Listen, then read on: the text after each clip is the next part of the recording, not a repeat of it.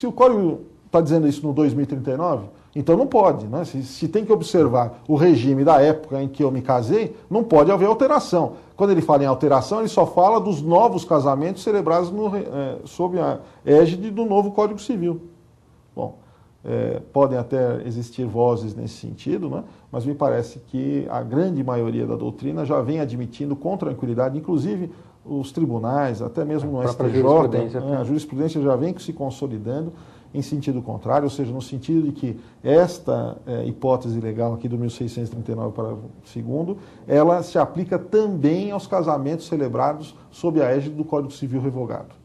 Então, acho que não há problema nenhum, eu vou aplicar, né? O 2039 só está falando realmente o óbvio, ou seja, se eu me casei antes, o meu casamento não mudou em nada com a edição do novo Código. Se eu quiser que mude alguma coisa no meu regime de bens, eu tenho que me valer o quê? Da ação de alteração do patrimônio, do regime de bens, para então ganhar, né? Se eu entender que é um ganho, né? Movo essa ação, para ganhar aí, né, essa novidade que o Código trouxe. E precisa ser consensual isso, doutor, essa alteração? Obrigatoriamente. Esse pedido ele não está previsto para ser um pedido em forma litigiosa, ou seja, você não aceita, então eu vou lá, eu vou promover a ação, né?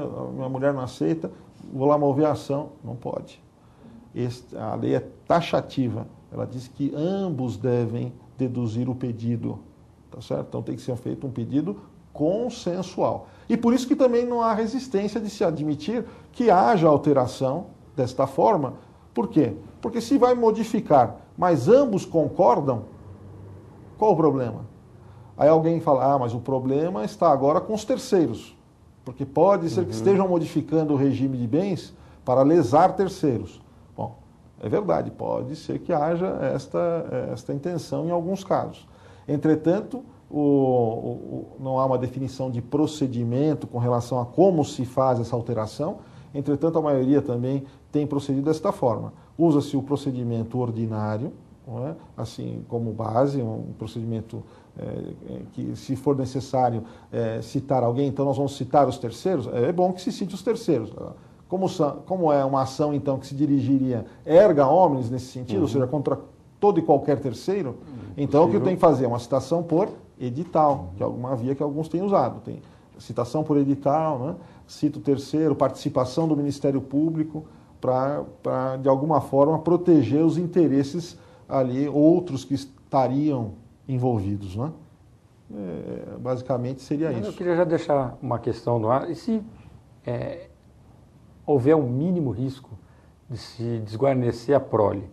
Porque o código todo foi centrado na figura, o direito de família todinho, basicamente, ele se volta à prole, uma defesa do menor, que é a parte mais desprotegida da relação.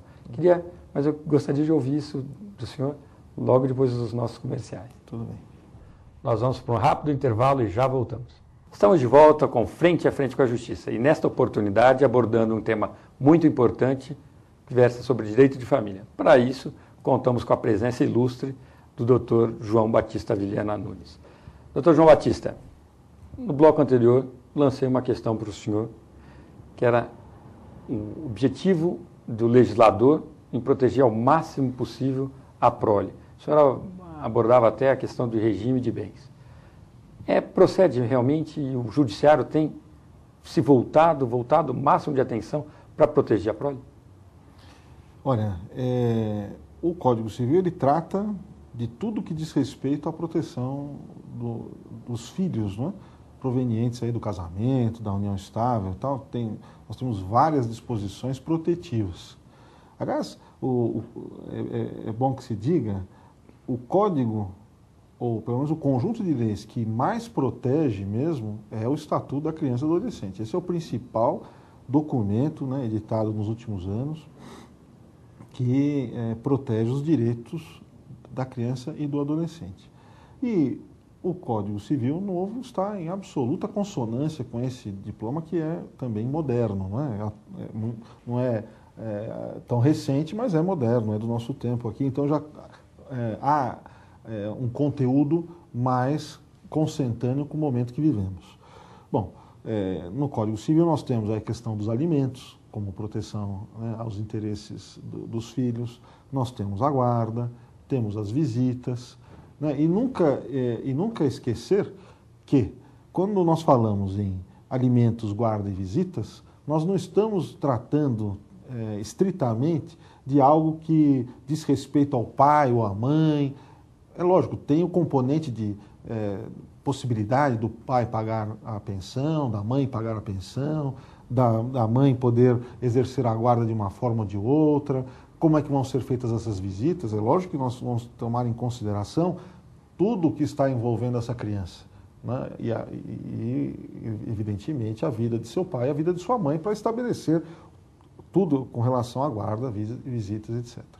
Agora, o que é principal é ver que é direito da criança ter uma guarda de uma determinada forma, é direito da criança ser visitada pelo pai, pela mãe, ter a garantia de alimentos que sejam suficientes à sua manutenção, para que ele seja educado, né? Tenha acesso à escola, etc. Né? Então é esse o direito que nós tratamos aqui. E muitas vezes a gente vê em juízo pessoas brigando, pai e mãe, brigando como se fosse algo deles, né? Ah, a guarda é minha, do meu filho. Tá? Quer dizer, o prisma não é esse, né? Não é uma questão de propriedade, não é uma coisa, não é nada. É uma criança e o direito, inclusive, é dele. Porque quando a gente fala de pai e mãe aqui com relação a essas três figuras, nós estamos falando de obrigação, que é direito, que não é bem um direito, né? Quer dizer, é obrigação, é um dever, na verdade, aqui melhor até dizendo, é um dever de prestar alimentos, o dever com relação à guarda dos filhos, o dever com relação às visitas, porque nós não podemos imaginar que eu vá fixar um regime de visitas que o pai não cumpra, porque isso vai gerar prejuízo à criança. Então é preservando a criança que nós devemos estipular. Então não é por conveniência do pai ou da mãe que nós vamos fixar. Já tive casos em juízo onde o pai falou, mas a minha esposa está mudando para, vamos falar hipoteticamente aqui, Porto Alegre. Eu vou ter que viajar de avião até lá? Mas é lógico, o senhor vai ter que viajar. Por quê? Porque a guarda está fixada com ela, a criança está indo, lá ela vai ter acomodação adequada, estudo adequado, vai manter o mesmo padrão de vida e ainda melhor, está havendo essa mudança justificadamente de quem é o guardião. Não está indo apenas para dificultar a visita, não, foi para lá para uma oportunidade de trabalho, tal, que hoje é muito comum isso acontecer. Então, tanto é que em juízo a gente passa por isso, e os questionamentos vêm assim, mas vêm em forma de conveniência do pai e da mãe. Mas vai ficar difícil para mim. Vai ficar difícil. Dá vontade de usar aquele provérbio popular, né? Cada um com seus problemas. Exatamente, né? Não tem jeito, né? Então aqui eu gostaria de frisar exatamente isso. Né? Doutor, um ponto muito atacado por parte da doutrina é em relação à prisão por alimentos. Diz que isso é uma excrescência do Código. Os críticos dizem que é uma excrescência, que não se justificaria, que há outras formas coercitivas de obrigar o alimentante a pagar o alimentando. O senhor concorda disso na prática, doutor?